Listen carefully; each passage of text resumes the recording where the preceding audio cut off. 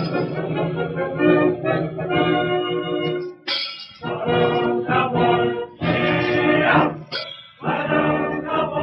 and welcome back to a not-so-live episode of Archives Live.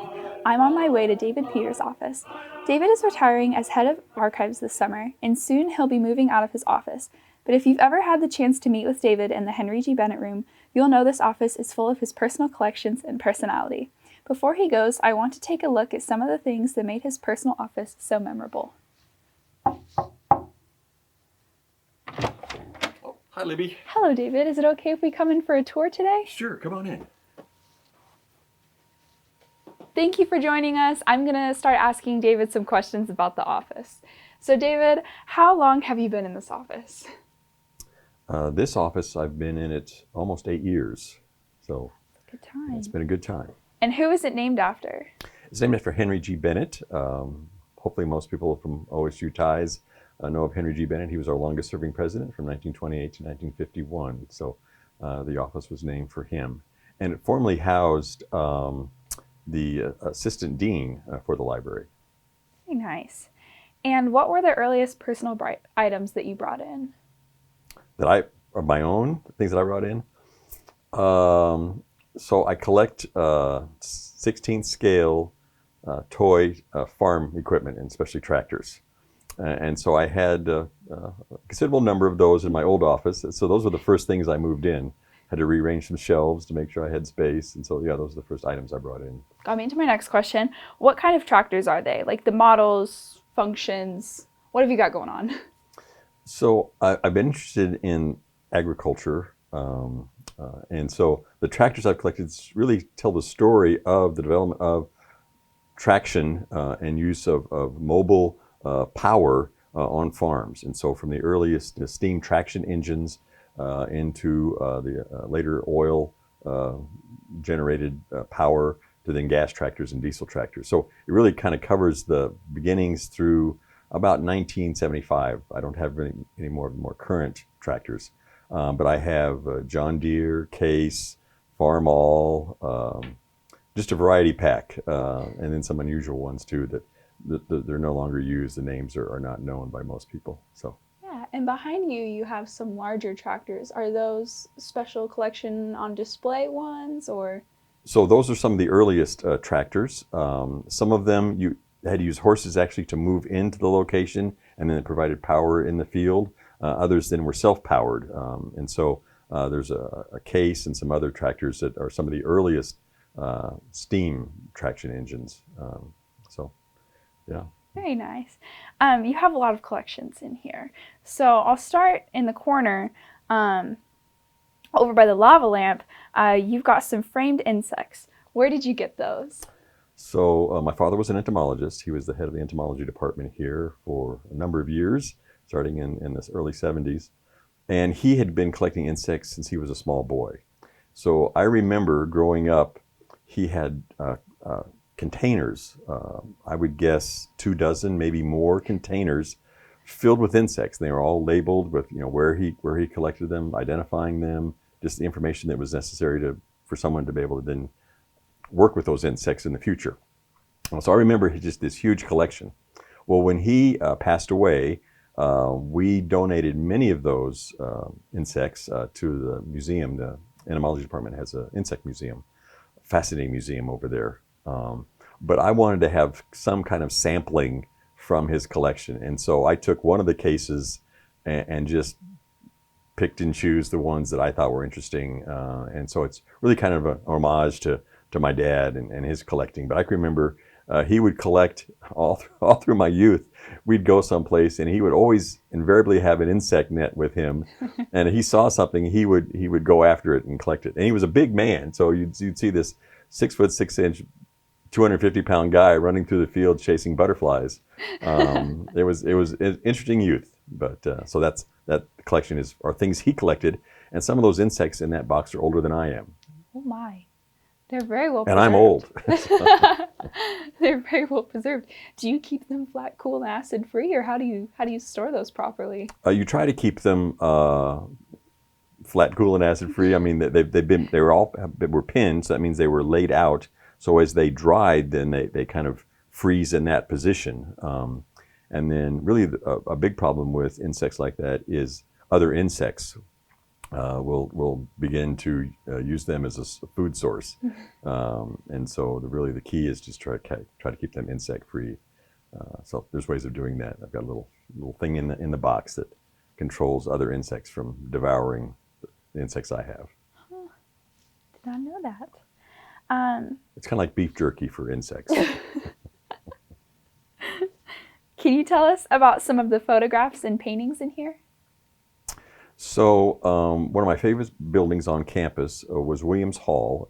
Initially it was called the library and then called the biology building, but it was I call it Prairie Gothic style, but it was a really interesting building. It was located between where the fire station is on campus and where the Saratine Center is. There's a parking lot there now.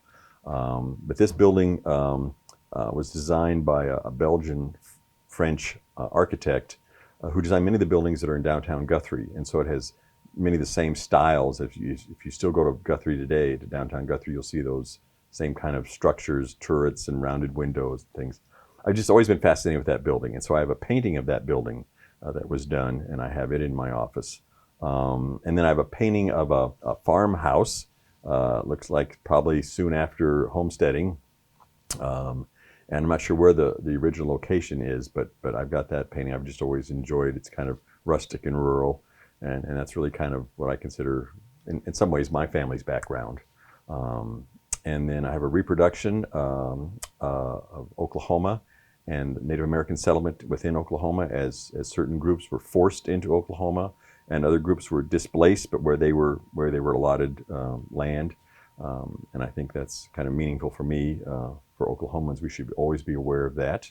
And then I have a painting that was done by a former library employee. His brother does paintings, and it's more of a tropical kind of exotic, when you're thinking about where you'd like to be maybe on an afternoon where you've got stuff to do and you'd rather be on the beach or someplace else. Yeah. I'd look at that one. So I think that's the majority of the kind of the wall paintings that I have. And did the map of the territories, did that come from Maps and Spatial Data here at the library? It actually came from Special Collections University Archives, and so that's a copy, that's a surrogate of a map that we have. Maps and Spatial Data has a number of maps and other geographical information, but we also have older map materials in the Special Collections area. So. Yeah. And one of the first items that we talked about on our first Archives Live was the SoundScriber. Mm-hmm. And you have that in the office today next to the radio. Can you tell us where you found the SoundScriber and who it was for those who may not remember or may not have been tuned into that first episode, which you can find on YouTube? So the SoundScriber was an early recording device that recorded audio onto soft plastic discs. And we had a former history faculty member, Berlin Basil Chapman, Dr. Chapman, who used SoundScribers as he would interview people. And so we have both the machine that he used that doesn't work anymore, but we have also all of the discs for many of the conversations, interviews that took place. Plus, occasionally he would capture performances or activities like commencement or graduation. But yeah, so I have the SoundScriber in here just I think it's a unique, kind of interesting way of recording information. And in the archives world, we are always interested in how information is collected, and then how do we make that information available in the future. So even though the machine doesn't work anymore, we've now converted that audio to digital, so people can still hear those voices and those sounds. But to me, it's just a neat little reminder of how things were done in the past. And then the radio is mine. That's a radio that was refurbished by my brother-in-law, who lives in Southern California. He has a number of radios that he's worked on and refurbished. And I just think it's a neat little item, and it's about the same vintage as the SoundScriber. So that's why they're kind of paired together over there. Oh, hanging out. You also have some globes in here. Mm-hmm. Can you tell us where you got the globes? So there's a globe behind me, and that was from President Bennett's office. So that's one of the few things, President Bennett never had an office in this room, but that was one of the few things from his office that we've identified that was from his holdings when he was president. So, and he was an international traveler, traveled a great deal, especially as the director of the Point Four program. And so I'm not sure if that globe he referred to or not, but that was a globe that we understand was from his office. So that's the one globe. And then I have another globe right between us, and that was from my in-laws. My mother-in-law found that, and she knows I've always had an interest in geography, and so she picked it up. I believe it was from the Chappells. Ray Chappell used to be actively involved with campus. I'm not sure if he was a dean or a vice president, but just a remarkable family. And I think they had an estate, and I think she got it from the Chappell home. So, and the Chappells lived right across the street from my parents. So we've known the Chappells for a long time. I love the details on the bottom on there. But I also know that you have some collection samples, random things that have just been given to you by former employees, students, friends. So what are some of your more outlandish collections that you've got in here? I don't know if they're outlandish, but I had a student when I used to work in the map room years ago. For a short time, I was down there, and I had a student who was a geology undergraduate, and he would go. He was always interested in kind of archaeology and stuff, and so he would go on these digs. And Joseph Hall, and he would bring back these just really interesting things.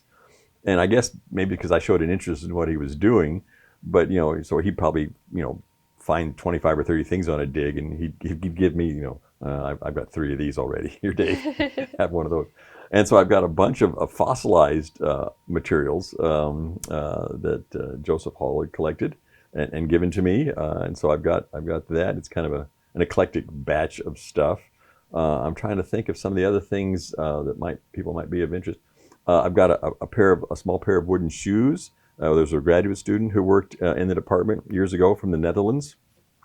My family is originally from the Netherlands, and so we talked about where he was from and where my family was from, and over time got to know him fairly well. And on one of his trips back home, he brought me these pair of wooden shoes. So I've got that. A good friend of mine, Nina, brought back some sand from I think the Boston area, and so I've just been very fortunate to know a lot of wonderful people who've been very sharing with their stuff, and so I really appreciate that. I've got salt and pepper shakers that were given to me from Jackie German. Jackie lives here in town. I worked with Jackie in the library for a number of years. But the salt and pepper shakers are from Ames, Iowa. There was it's a granary. It was kind of like a co-op in Ames, and these salt and pepper shakers were based on that granary. And I grew up in Ames, Iowa, so she found them and knew of my interest in Ames, and so she gave those to me. I've got little bales of bales of cotton. One from my dad, and another from a friend in Southwest Oklahoma. I don't know. I just love that kind of eclectic stuff. So I'm not sure what other stuff you want me to talk about. All over. Do you have any memorabilia from Africa? In here, I don't think I do. For a while, I had a sword. But I thought that probably wasn't a good idea to keep a sword in my office. So I took it home. I have memorabilia from Africa, items that were made for me by the village blacksmith in the village that I lived in. I've got a walking cane, and I've actually got a ball and powder gun that he made. It's been fired once. I would never fire it again, but it's really a unique item. So I have a lot of things from Africa, but I think those are all at home now. Yeah. And you have a wall of books over here. Where did these books come from? So that is about half of the collection from Ken and Karen Bell.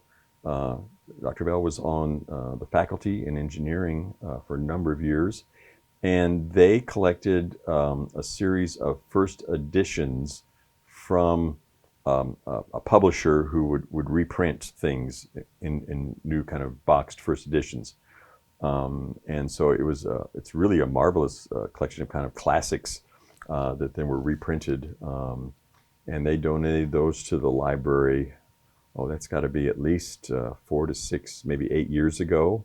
But we try to rotate them through. And so, like I said, that's about half of the collection. At a certain point, we'll put those away and put the other half out. And then when someone new takes the office, they may want to put all of them out. There's space for close to all of them. It's just you try to avoid having too many items from one collection out at one time.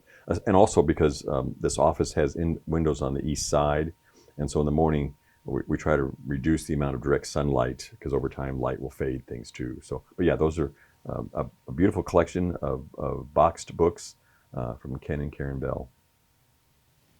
I have some Chicago Bears memorabilia from a friend of mine, Marshall Fulgham. Used to work in the library. Marshall and I still stay in touch, but he's from Chicago Bears fan, and so I've got Chicago Bears cup. I've got some Gale Sayers stuff that Marshall gave me. I've got a cap over here with the Chicago Bears on it. So I love the cap next to the horns. Yeah. Now the horns are one of the special collections items, and there's a larger set of horns above the Oklahoma Indian Nations map that are also from one of the collections. So some things are from the archive, and then some things are mine. Very nice. And I know you got a trophy over there. Got some trophies and some interesting things in the cabinets. Where did you earn that? 2 trophies. I think it's the only trophies I've ever earned. I don't know if "earn" is the right word, but we used to have, as a part of the United Way fundraiser for the university, the library would sponsor a trivia contest. It was called the Smarty Pants Contest. There was a certain group that seemed to dominate those contests every year, but for some reason, an eclectic hodgepodge of folks rose up and came from behind at the last category and ended up winning, and I was one of the lucky members of that team, and so that's the trophy from the Smarty Pants. And then the Dean of the Libraries started kind of an activity several years ago in which students, faculty, staff could propose new ideas. And so I proposed an idea and got a trophy for that. So those are my 2 trophies that are displayed proudly at my desk. So yeah, they've been up there. And then I've got, of course, pictures of some friends up there. And then some of the items up above my desk are from my work with the Library Communications Office. These things I wouldn't have done on my own. I couldn't have done on my own, but thankfully I've been able to work with them. And it got me into some things that actually won awards at the state level. So I've been appreciative of that. And then there's a picture up there of a former governor of Oklahoma signing legislation which made improvements in the retirement packages at OSU. And so I happen to be chair of the committee that made the proposal that eventually made its way through legislation. And so there was a whole bunch of us there that gathered for that signing ceremony. And so I'm in the very back right-hand corner. Unless you recognize my bald head, you wouldn't know it was me. But it was a memorable event, and I was honored to be there. Very exciting. And you've got some little statues on the desk here. Where did you get these statues? So those are small little bronzes from, I believe, 2 of the OSU presidential collections. I know one of them is from Dr. Halligan's office, and I think the other one may be from either Dr. Halligan's office or maybe Burns Hargis's office. But I just thought they were kind of unique, and so I've got them labeled, so I know what collection they came from. But I just thought they're neat little statues, and so I've got them on my desk. I'm glad some of the materials from the archives could find a good home here. The office itself, the paneling and everything is original. We did change the paint, but when we started taking off like the plates, This is closer to the original paint. So it had been painted other things, but this is actually closer to the original paint, kind of a sage, which I selected because it's supposed to be calming. And I'm such a hot-wired guy that, you know. And all of the pictures over there, who's all in the pictures? So that's mostly my lovely wife Sarah and my daughter Rachel, from when she was about, I don't know, 8 or 9 months old, through high school graduation and her marriage, which was, golly, it's almost 4 years ago. So, but yeah, them. I think there's one picture of Rachel with a cousin of hers, but yeah, we have a small nuclear family, but that's us. I'm trying to think. Yeah, I didn't mention the chalk beer. Oh, I didn't mention The Outlaw Queen, a book by Glenn Shirley that Jackie German gave me. It's about Belle Starr, and so it's autographed by Shirley, and I think it says something about for adult readers only. So Jackie wasn't sure if I qualified, but what else is up there? Got a CD player. That's going to go to the archives soon. That's mine. That's a current technology that's still popular Not streaming? amongst a whole generation. I like to actually own that music. So yeah, that's my CD player. Oh golly, I've got 8-track CDs, DVDs, audio tape. I'm talking about cassettes, cassette tape. LPs are coming back. I'll tell you, there's nothing like the sound of an LP record. Well, thank you, David, for your time here at OSU and serving not only as head of archives, but as the unofficial campus historian. Your presence at the Edmund Lowe Library will be deeply missed, but hopefully this won't be the last time we see you on campus. With that, thank you to our viewers who have watched David serve as a recurring guest on Archives Live for all these years. If you have any questions about any of the items on the show today, please let us know in the comments, and we will try to get them answered for you if possible. Be sure to tune into Archives Live next semester, and for now, the show will be signing off for the summer.